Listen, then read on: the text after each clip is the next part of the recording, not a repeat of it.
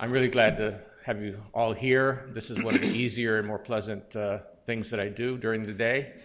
I think the Fed Challenge is a great program. Sarah mentioned I was a judge at a high school level here in this room. I remember one of the most successful teams, each member of the team represented, some actual person of the FOMC. So there was one kid who was Ben Bernanke, and every time he was asked a question, he responded with a quote from one of my speeches. I was like blown away. I don't remember my speeches, I think it's really important for us to be doing this. Federal Reserve and central banks in general are playing a huge role in the world today in trying to help stabilize our financial systems and trying to help our economies recover. It is really important that the public understand what we do and how it works, and my experience is that in general the level of understanding is not very high, and that's why it's so important to have top students, people who are going to be leaders, understand what the Fed does, and so that they themselves can participate in debates and that they can communicate to their colleagues and their friends and their neighbors, what the Fed is all about.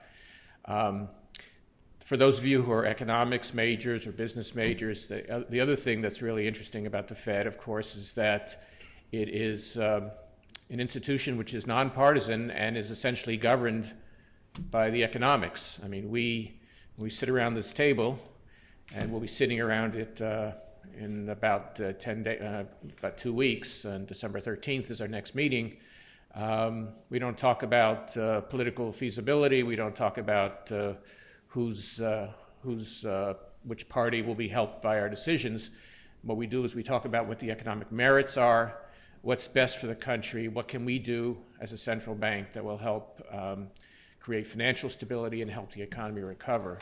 And so there's the closest link here. I've had some experience in other policy jobs, and in the Federal Reserve is where there's the closest link between the economics that you learn and the policies that get made, and that I think is really important. So again, I'm really glad that you have gotten interested in this and that you've spent the time and effort to make it this far. I congratulate you on your efforts.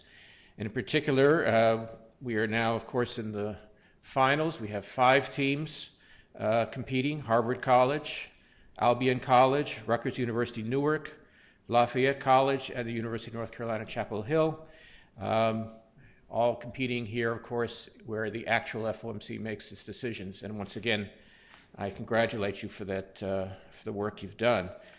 I also have the pleasant duty of introducing our judges, who are a very distinguished group.